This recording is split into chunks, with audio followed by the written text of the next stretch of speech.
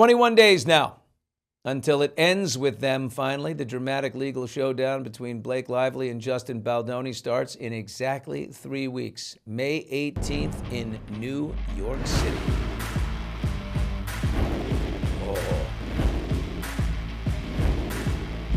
Oh. Here they are. AI Blake and AI Justin on the screen. Blake's weight. They might be good, the AI Blake. They could maybe, no, but I mean. They're terrible. They're body doubles at best. Blake's weight. That's where we left off.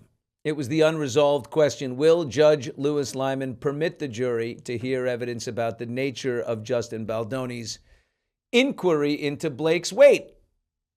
And remember, it was immediately after she had a baby. She says he was fat shaming her.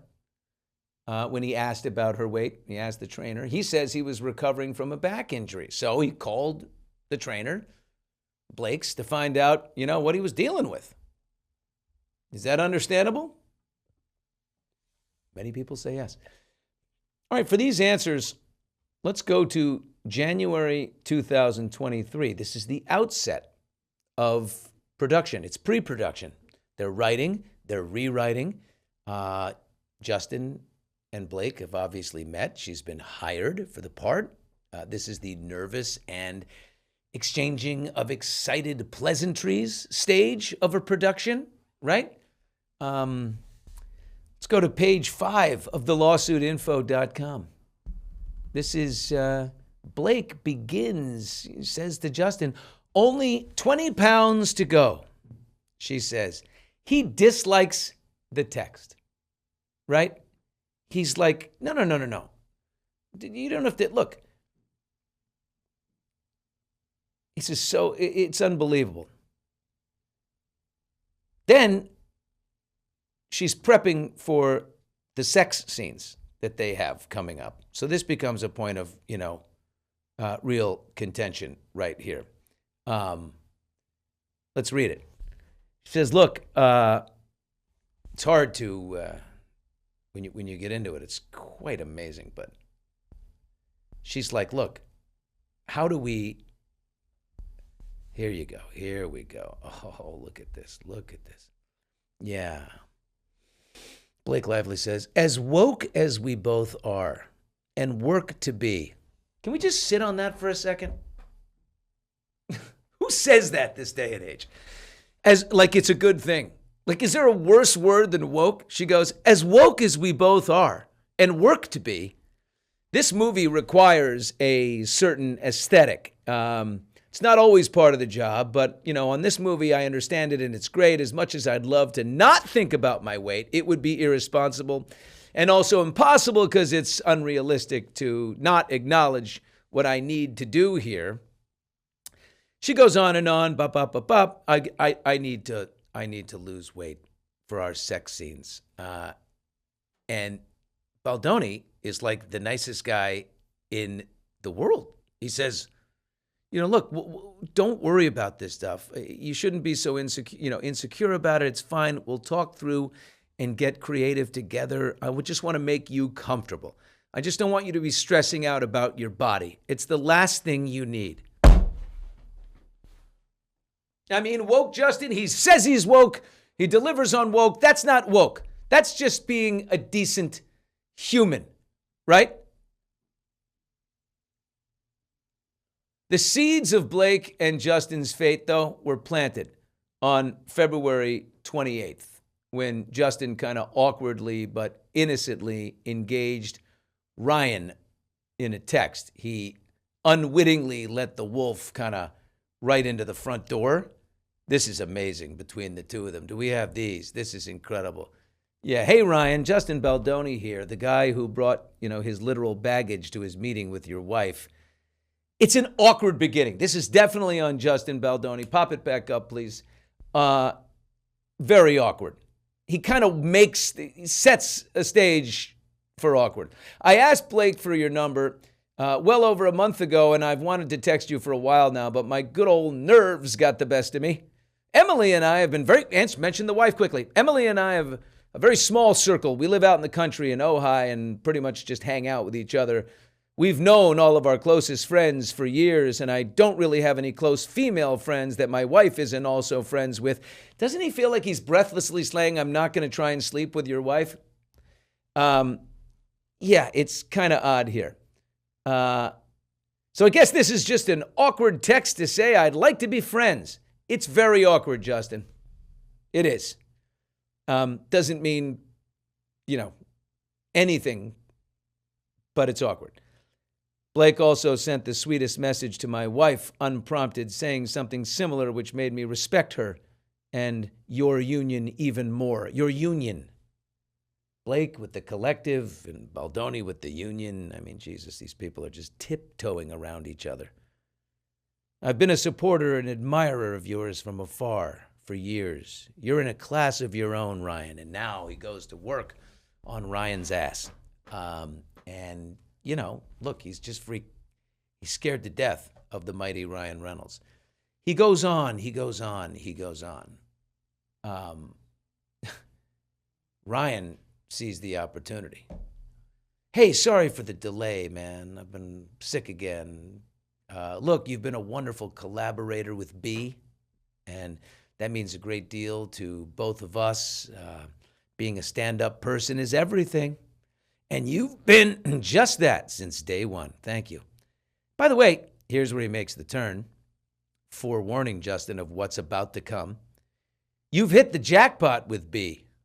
She literally passes on every film and every filmmaker all the time. Yes, such high demand. But one thing I know, and I speak from a deep wellspring of experience here, having her in your court behind the scenes as a creative is invaluable. I'm certain, whoever it is, redacted, would say the same. Some of the greatest creative decisions I've ever made are, in fact, Blake. The same goes for, the acting is a small piece of a pretty astounding patchwork quilt of creativity. Don't you want to, Ryan Reynolds and his vocabulary and his, God dang, is this guy long-winded. It's just brutal. He goes on and on, touting Blake and the whole thing. All this to say, I'd have your line producer's face tattooed to my perineum if he or she can figure out how to start 2 weeks earlier. This is when he starts to leverage on Justin Baldoni. This is where he starts to, exercise his power and push the guy. It's astounding what he does and how he feels, so comfortable to do that. It's unbelievable. Yeah, I'd like you to move production, if that's okay. He shows all of his cards. He circles Baldoni like a bull mastiff, force sniffing a chihuahua's ass in the park. The power play is on. Thank you for understanding what it means to me personally to have my family reunited as soon as possible. Oh my God, you let this guy... See, but Baldoni, you let him in. You let him in because you're insecure. And you felt, do I belong? Totally understandable. I totally get that. I interviewed Mike Wallace, of 60 Minutes fame, when I was a young guy starting out at Access Hollywood. I built a log cabin in my pants before that. I didn't feel like I belonged. But they can sniff that on you. Don't let them see you sweat, right? The simple sign of Blake and Ryan's craziness, though, and especially Ryan, like I said, the wordiness. Oh, yeah, they're in the adaptation business, right? You're supposed to take a book and make a script. We pare down in your line of work. Why can't you edit your insane emails and texts? All of you. And Baldoni's long-winded too. How about the text, the email, the 7-minute late-night voice note? I'm sorry. I know, Blake, Taylor Swift, you didn't need Taylor and Ryan. I think your contributions are so great. I'm so sorry for not receiving them better. Yes, of course, you should rewrite all of your scenes. And yes, I should have, told you how honored I am that you would lend me your great creative, you, the great Blake Lively. No, you, the B-level actress, you're not Nicole Kidman. You're not Reese Witherspoon. I know you want to be, and this is why you made the move on hijacking the guy's movie, but she doesn't need this kind of level of ass kissing. It's the Ryan presence. Oh, but Blake missed the obvious off-ramp for this ill-fated journey of a film. Again, I'm going to reveal that in the week of trial. But there's also the escape hatch. That's leaving Ryan. Now, I don't root for the demise of any marriage, but he's the crazier of the two of them. And that has become clear to me. She could claim that she was under the spell of her Svengali husband. And then I had postpartum at the time. Just had a baby. So, okay, now that Ryan has Baldoni off balance in their last exchange, Blake begins her ascent to power. We go to March 29th, 2023, in the beginning. Still haven't started filming. Blake shares with Justin that she has strep throat. And Baldoni offers to send her some amazing gut health protocols that help, after antibiotics. Blake responds, oh, please do. As a result, Baldoni reaches out to his board-certified, integrative, holistic health coach that every guy with a man bun has right there on speed dial. He connects them. Blake shares that they have connected and says, oh my God, she's incredible.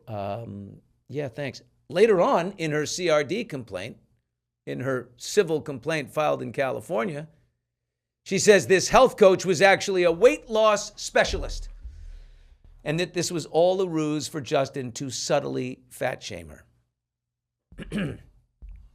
You thanked him in text. The receipts are there. You said the person was a genius.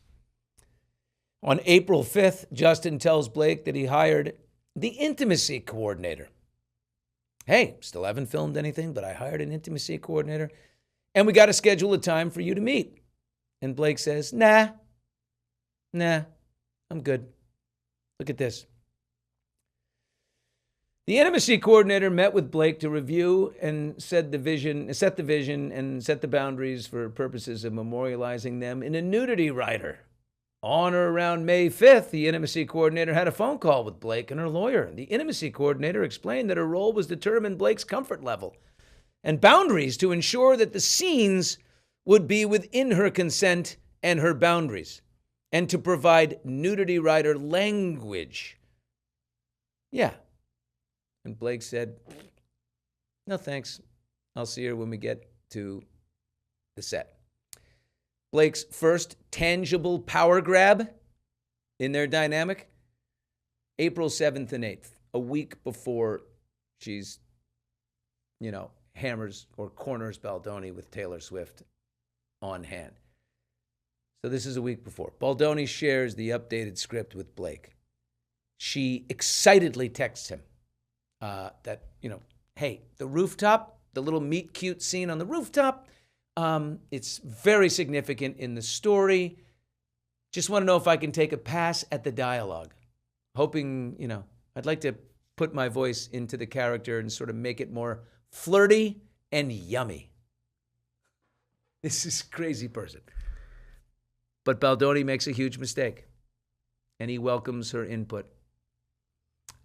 Most writers and directors, producers, directors would flip right then and say, no way. As soon as you give an inch, this woman is going to take a mile. She's already told us that. God. How about the end of the beginning for these two? April 9th, just before the meeting with Taylor Swift, Blake shares her notes on the rooftop scene with Baldoni. Here we go.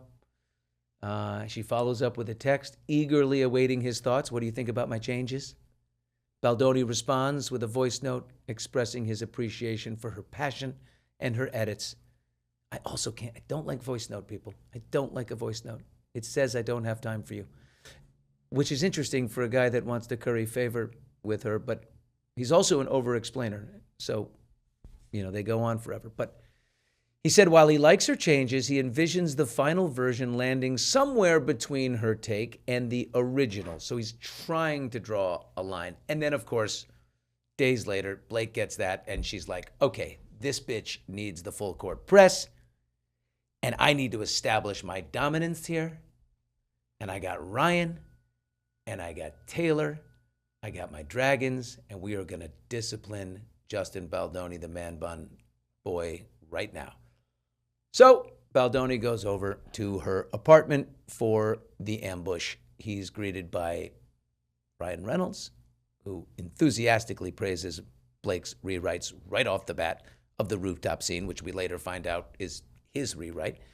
Hours later, of course, as the meeting is ending, here comes Taylor Swift. She walks into the room and begins immediately praising Blake's script, which we know from the texts between Blake, where Blake was texting Taylor and said, don't even read it. You don't even need to read it. Forget it. Just say you did and say you love my version, and let's pressure him with the biggest pop star in the world. Bad look for Taylor Swift. And of course, continued bad look for Blake. But this is the beginning of Blake sort of taking passes at different scenes. And Justin never really draws the line fully.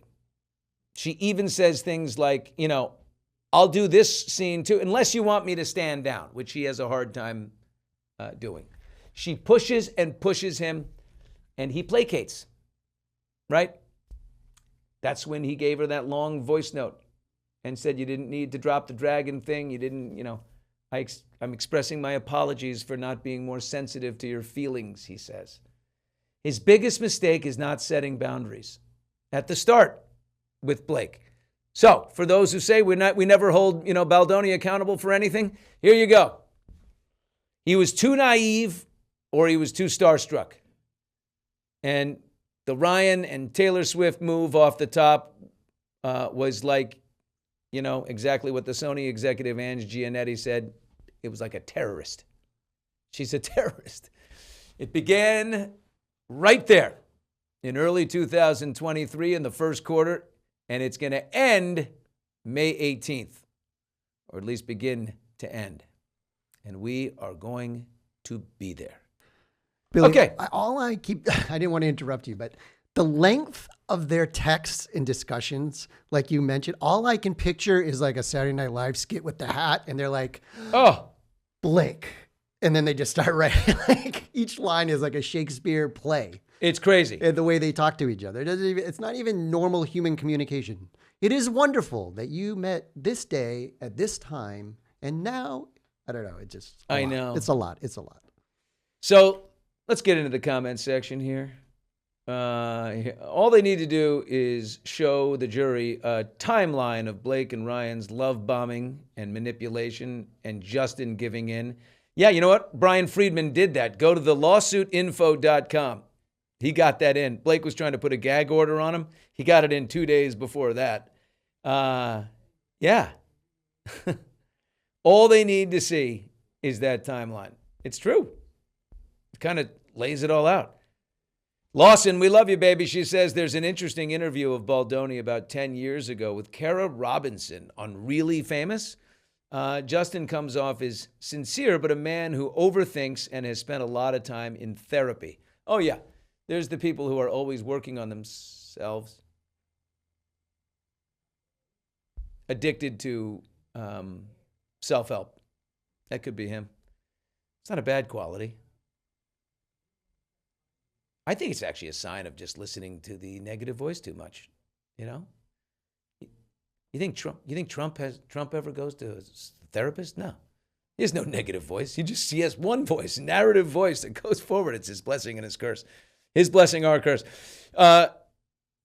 Flowers in the Basement says, humans who have suffered severe narcissistic abuse sometimes end up in a 5150, unfortunately. Healing from narcissistic abuse can take some time. I think Baldoni's probably okay. He's going to win the trial, is my guess. Billy, I like this one, Little Miss Red Velvet. Little Miss Red Velvet. Velvet. To get them to read the text themselves on the stand. That would be great. They just read to each other. It's almost like disciplining children, right? Listen to you. You read it yourself. You'll see how ridiculous you all are.